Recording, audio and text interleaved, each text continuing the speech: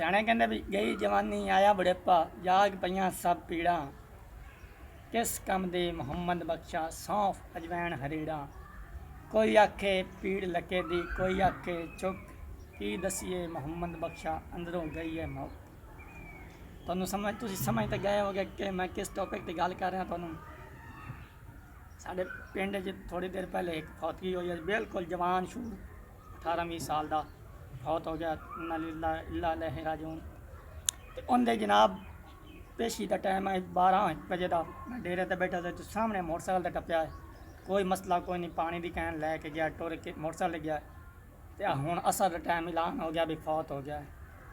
की दसीए बंदियां दी हुण जिंदगी रह ही कोई नहीं गई। वो सही वड्डे आंदे हैं, वड्डियां कोल सुनिया कि पुराने वक्तां दी गल है कि आंदे तैन अल्लाह नूं पता है की चीज़ है की नहीं। पुराने वक्तां दे बाबे गल सुनाइंदे कि ना वो खुराकां रहियां ना बंदे रहिंदे ना उमरां रहियां।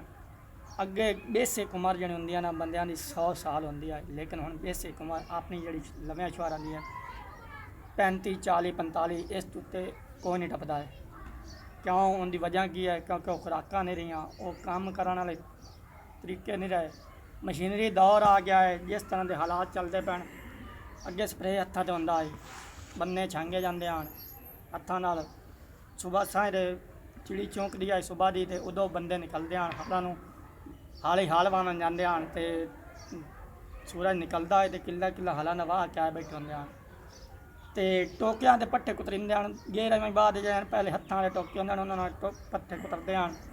बाजुआं जान रहिंदी है, बाजुआं ताकत रहिंदी है, तो दिया 4-4 5-5 थब्बे कल्ला कल्ला बंदा कम अज़ कम पट्ठे बढ़ जाता है सुबह सूरज निकलन तो पहले। अजकल जी मज्जी चौंदियां करेंदे सारा कुछ हुक्का धरदे टाइम धुप निकल आती है। धुप निकल के पट्ठे वड्डे जमींदार धुप है, तुहानूं पता की काम होंदा। धुप जो जिसम डायरैक्टली छावां पहुँचदियां ना वो बंदे नूं बीमार करदियां। इसे करके बंदे बहुत कमज़ोर तो कमज़ोर तर होंदा पैन दिहाड़ी दिहाड़ी ना।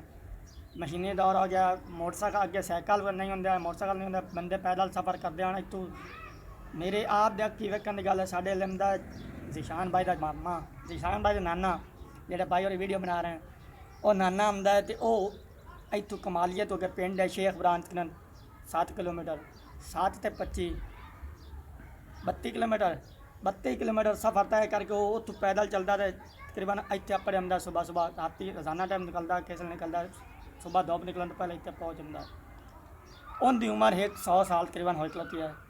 तो वह बंदा तो मैं किसी से मुलाकात कर सके, वो बंदा अज ही पैदल सफ़र करता है। क्यों करता है? उनकी वजह की है?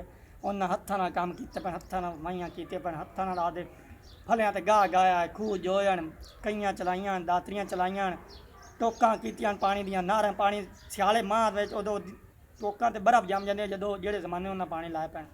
तो उन्होंने जिंदगी इस गलों लम्मी हो गई क्योंकि उन्हें हर मुसीबत का सामना किया। तो उन्हें आपकी जेड़े ने जिसम जान सांभ के रखी तो उन्होंने खुराकां भी आन।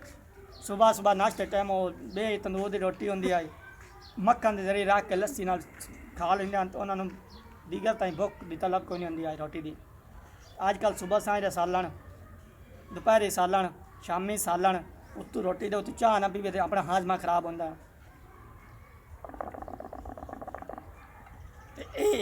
इससे वजह तो हो रहा है क्योंकि आप आपकी जिसम को काम लेना छाड़ देता तो जिसम कमज़ोर तो कमज़ोर तर होंदा जांदा।